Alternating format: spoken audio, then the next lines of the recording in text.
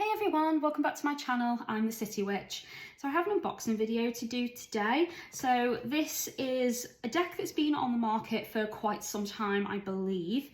I don't know what year it was printed, illustrated and print, so 2012. So yeah, so it's been on the market for some time, this one. But this is the first time I've personally owned this deck. I don't know a lot about it and I've not really seen the cards much either, just the odd one here and there. So at the end of every video, I always let you guys know that you can support me and my channel and what I do by either donating through Pinterest, and you can either do that to myself or buy Hunter a bone. Hunter is my beautiful dog, if you don't know. And you can also choose to buy products from my Amazon wishlist to have me review them and go over them and do unboxing or reviews on my channel. So this was bought for me by a wonderful client of mine called Jasmine. She left me a beautiful note saying that she really likes this deck. She has it herself and wanted to know my thoughts and opinions on it. So she purchased it for me and she'd like me to do an unboxing video. So that's what this one is, guys. So this is the Oracle of Shadows and Light by Lucy Cavendish, and the artwork is by Jasmine Beckett Griffiths. Now I do have decks by these two already and I love them all. They're amazing. So I've no doubt I'm really gonna like this deck. I recently reviewed the vampire deck that they did together and I was completely blown away by that one. It was amazing. So I cannot wait to get started with this deck. So looking at the back, it says, "Wisdom of misfits, mystics, seekers and wanderers. No more shall the strangelings hide in the shadows. Welcome to their mysterious world of magic and beauty, where dreams are stranger than reality, but oh so likely to come true when you awaken to your own power. Within the Oracle of Shadows and Light, we be greeted by grumpy fairies, sassy witches, cheeky ghosts and brazen beings, quirky, haunted and shadow sweet. These tell it like it is magical messengers act as your unsettling yet irresistible guides to the diverging paths before you. Discover answers to all your questions, big or small. Develop your inner strength, intuition, and find happiness and belief in the unique and amazing individual that you are." Wow, I really like the artwork there. That's beautiful. It kind of looks like Fates, doesn't it? So I kind of hope that's a card in the deck, because that would be awesome. So this is a 45 card deck with a 160 page guidebook. Really impressed with the box. So, you know, just taking a moment to appreciate the box. It's really well done, really colourful, really bright and vibrant, and a really good quality as well. Now let's see if I can, oh God, that's quite difficult to get open. Just bear with me, guys. Ooh. There we go. Oh, wasn't meant to get the cards out then, was I? So let's just pop that to one side and get the guidebook out. So I always like to have a quick look at the guidebook just to see what we're getting. So it's quite usual for these to be black and white. They don't really do too many that are colourful, but that's okay. So it looks like we have a little bit of an acknowledgement / introduction from Lucy Cavendish. Then we have an introduction to the Oracle of Shadows and Light, and then it lists all the cards. It looks like the cards are in card order rather than alphabetical. What else do we have? So this is our introduction. Wisdom for misfits, mystics, seekers and wanderers. Then we have Who Said Strange Was Bad? Our misfits and mystics, the beauty of shadows, the danger of endless light, the beings of shadows and light. So ghosts, mermaids, ancients, fairies, witches, angels, entities, historic beings. Where are these beings from? How to work with the Oracle of Shadows and Light. What is the purpose of this oracle? How to approach this oracle. So there's a lot in this, guys. What is the difference between an oracle deck and a tarot deck? How to conduct a reading. And then we have a few spreads. So we've got the 5 spreads using the Oracle Light and Shadow. So a simple past, present and future spread, the Celtic cross spread, and then hidden and revealed spread, and then the Star of Love spread. And then we have the Solve a Problem spread. Okay, and then it looks like we go into the cards. And then right at the back, as always, there's usually a little bit about, the artist and then the author, if you're interested, guys. So I'm not going to look at the guidebook anymore because I do like to look at the cards and be surprised. Ooh, nice box. I like that this has that edging to keep the cards neat, because they didn't have that in the Vampires deck, which was a little bit of a shame. Let's open these up. Ooh, can't even get it open. There we go. Just rip it off. Okay, so not a fan of the back, I've got to be honest. Yeah, because you'd know straight away if that was reversed or not. And if you've watched any of my unboxing videos before, you know that's a little bit of a pet peeve of mine. I really like the back to be as plain as possible, so you cannot tell whether your card is upright or reversed. However, I don't know if these have a reverse meaning or not as of yet. If they do, fan-dabby-dozy, but you know, if they don't, then obviously they'll just stay like that, and you'll just know that all the cards are always upright. Some of the decks do have uprights and reverse, and others don't. Should we have a little look, actually? Let's see what we've got. So, just looking at a random card here. No, just a divination meaning. So these ones don't actually have a reverse meaning, so that's okay. So I can cope with that. I still wish it was plainer, because if you wanted to put your own kind of spin on what a reverse meaning would be, you can't really do that. Let's talk about the quality. Wow, that's thin. Straight away, that is super, super duper flexible. In comparison to her other decks, like the cards are usually thick and, you know, very, very good card quality stock, and usually very difficult to maneuver with. That is so flimsy and flexible. Look at that. So yeah, I'm a bit surprised by that, because usually the quality is better. They're a nice size. I would probably choose to shuffle them that way though, because I think that would be easier than that way, because I'm only just getting my fingers around them like that. So typical size for one of these decks, and they're not gilded or anything, they're just plain white on the side. So let's take a look at the cards, shall we? So we've got card number 1. Get these comfy. So card number 1, Ghost of the Pumpkin Patch, Count Your Blessings. Wow, she's ethereal, isn't she? She looks so sad. And then we've got Fairy of the Divine Hand, Intoxication, Distorted View, Overindulgence. Okay. Overindulgence, that could lead into obsession, couldn't it? Sea Beacon Fairy, Guidance, but where will it lead you? Ooh, that's pretty, isn't it? It's almost like she is the ocean, like, because her dress is matching with the waves. That's clever. Can I just take a moment to talk about the edging as well? Wow, that's, just noticed that, all the colours and that. It looks tie-dye and antique and really old. So that's really cool. Then we have card number 4 is Snow Angel. The signs are with you already. Ooh. It's very cold, that one, isn't it? Very distant. Maybe you're not looking hard enough, and maybe you're supposed to be looking for the patterns in the cold weather. Out trick-or-treating. We're here. That's cool, isn't it? I really like the different costumes and outfits as well. Wonder what that card means. We're out trick-or-treating, so maybe it's mischief related. Then we have Autumn is my last chance. Please don't lose hope. She's holding an apple as well. And she looks a little bit afraid, to be honest. She looks lost and scared. Poe. Time for change, to learn something new, to use technology and gadgets for wisdom. Ooh, it's very steampunky, isn't it? And Poe, I mean, that makes me automatically go, Edgar Allan Poe. I don't know if it's related to him or not, if that's the theme they were going for, but that's what comes to mind for me. Grumpy Red Fairy, be your true self. So this is like authenticity, you know, being natural, being yourself, not letting others kind of put your glow in the darkness, you know, smash you down in some way. This is about rising up and being who you are. 3 Witchy Sisters, the power of 3. Ooh, that's very spooky. And funny enough, I'm not really drawn to the witches. I'm drawn to the plain greenish background for some reason. I feel like there should be a hidden message or something coming out through the wall behind them.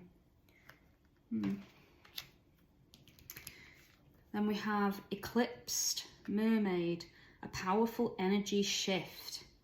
She's dark, isn't she?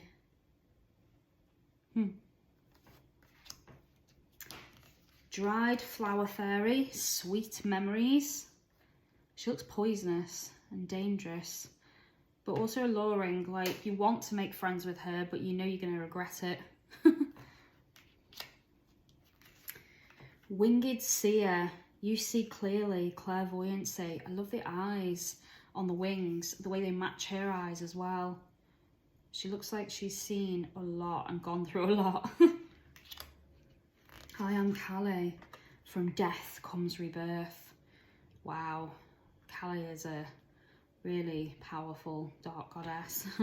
Not sure I'd want to mess with her personally. I definitely get really strong vibes from that card. Like, if that came up, I think I'd panic. But that's just me. Marie Masquerade, glamour, intrigue, drama. Yeah, she looks like a drama queen, doesn't she? She reminds me of those high school popular girls, you know, the bully kind that think they're beautiful and can get away with anything. That's kind of the vibe I get from that card. The Mildew Fairy, clean up time. Yeah. I'd see that as infestation, you know, toxic energies around me, negativity, you know, things that would infest my energy and, yeah, kind of poison it a little bit. Angel de los Mortis. So this definitely gives me La Santa Morte vibes. Like, you know, she's the spirit of death, transitions to the spirit realm. So yeah, this is definitely that Mexican vibe. You know, I definitely think of La Santa Morte when I see this, and loving the sugar skulls. Then card 17, so we have strangely lonely, holding on way too tight. Yeah, so that could cause stagnation, like your energy is not moving, you're not going anywhere because you're just stuck in a rut. You're holding on to something so tightly that there's no movement. You need to learn to let things go. 18, so we have the Violet Duchess. Stifled and bored and stuck, and she looks bored. She really looks bored and fed up, doesn't she?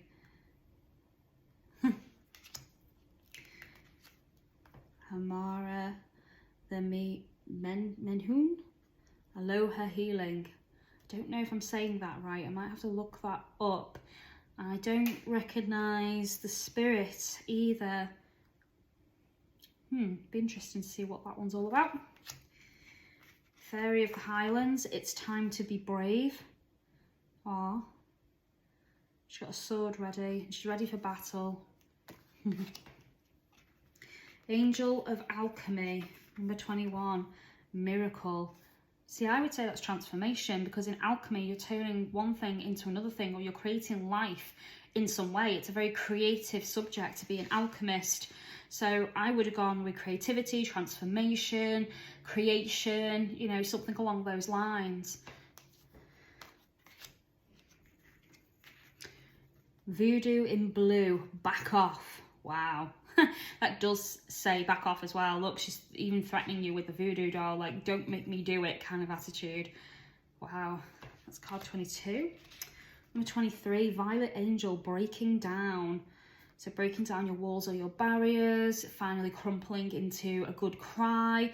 There's a lot that could come from that card. And actually, she's very beautiful as well.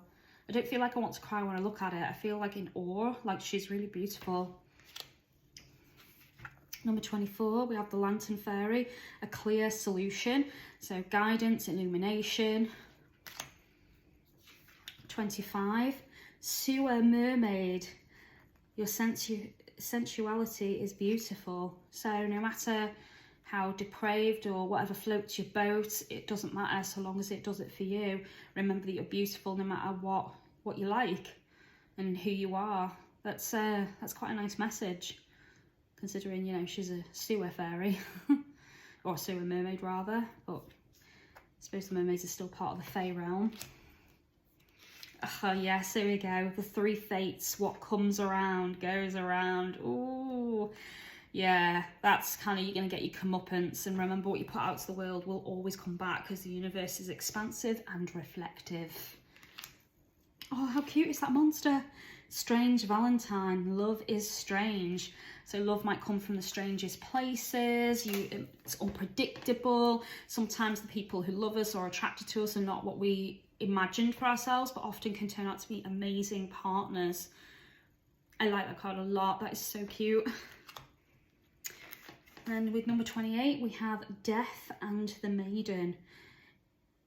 Ooh, invasion, boundaries violated, dominance. Yeah, so that's another good message, isn't it, really? Because your boundaries are really super important. If somebody's violating them, then you need to learn to stand up for yourself. She looks like she's not capable of that. She looks afraid, if you ask me.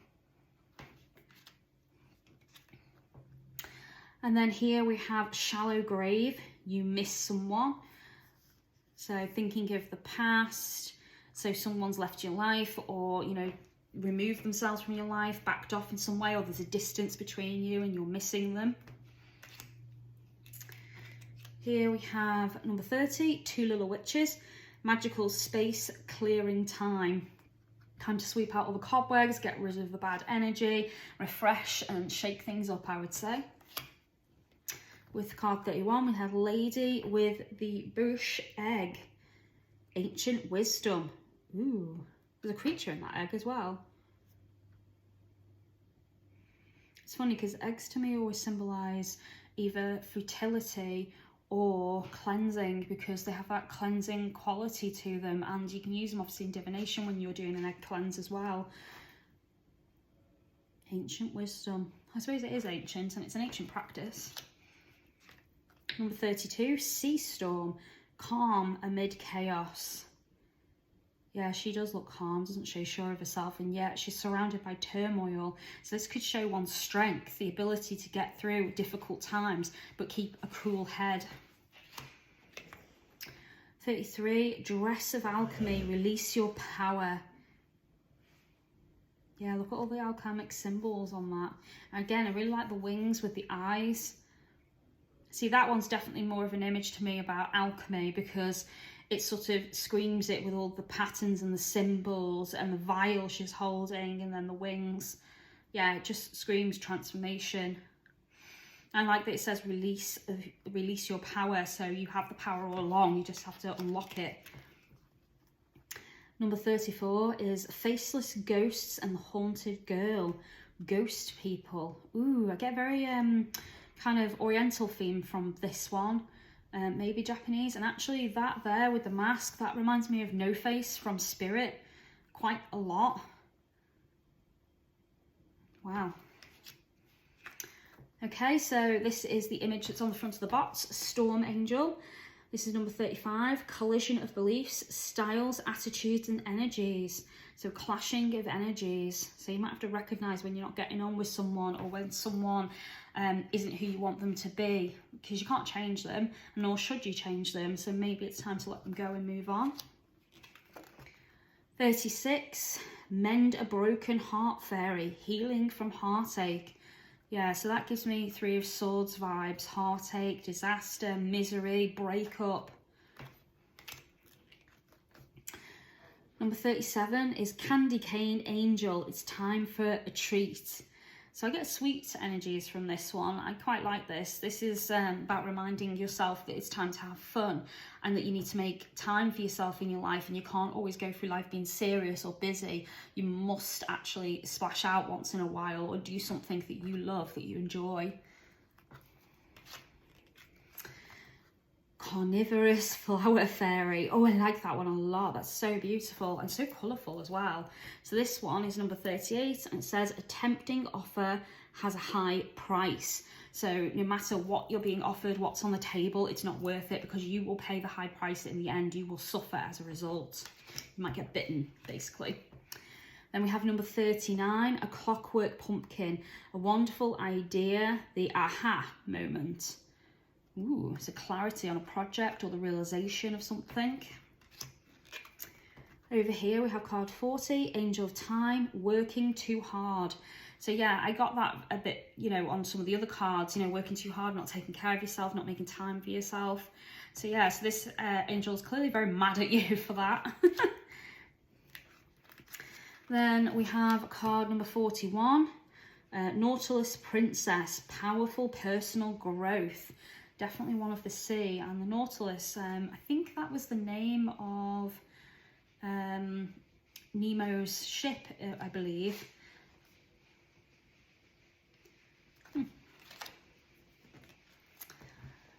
42, ghosts of the past. The past returns for a time. So the past could be coming back to haunt you. Be prepared, because you don't know what that's going to bring up for you. Could reopen old wounds, all that kind of stuff. Then number 43, we have Pink Lotus Fairy, a time for spirit. So time for reflection, spirituality, time of peace and calmness, and not allowing your space to be invaded by others. You need to make sure you're having a time of tranquility. Number 44, Fairy of the Green World. The natural world needs you. Ooh, so this is like a nature fairy. Wow, she's striking. And then the last card, number 45, Witch at the End of the World. An important end, a new beginning. So this is like the death card, isn't it? So as one chapter ends, another one begins. And it's important to recognise when something has come to an end, because if you try to keep it in your life, there's no room for anything new to come in, and that creates stagnation. So there's a lot in that card. Yeah, overall the cards are quite beautiful. I would definitely say, if I was to compare the vampire deck to this one, I prefer the vampire deck. Like, I adored that. This one had some really cute, interesting cards in it, but it also had, I felt, some cards that I would kind of sit there and go, what's that all about? Yeah. So like that one with the we're here, you know, that's a very spooky vibe, very Halloween-y. But, you know, it doesn't give you a lot as far as a message is concerned. So you'd really have to work at this deck, I think, compared to the other one. That's not a problem. You know, I like to study and learn new decks, especially decks that I'm invested in and I like. And this is definitely one of them. I don't dislike this deck. I just think I would have to work harder at it to learn each of the cards. I'm a bit disappointed with the card quality, but the imagery, the artwork, the colours, they just pop. And I really like the art style, and I love this kind of vintage border that's around the edging. So there's a lot to like about this deck. So I'd probably score it roughly around, you know, a 7 out of 10. It would have been an 8 if the card quality had been that little bit better, and if some of the card choices were a little bit better as well. But overall, I really like it. So thank you very much for purchasing this deck for me. I will definitely spend some time with this deck, and then you'll start to see me use it real soon. So if you enjoyed this video, please give me a thumbs up, click the bell so YouTube will tell you when my next video comes out. If you'd like to offer like, love and support to my channel, just as some of my lovely clients have, you can do that through either Patreon or Amazon, and both links are provided. If you'd like to book a professional reading or any spell work from me or any of my other magical services, you can do that through Facebook, Twitter, Instagram, or email, and all the links are provided, guys. Thank you very much for watching. As always, take care of yourselves, and I'll see you soon. Blessed be.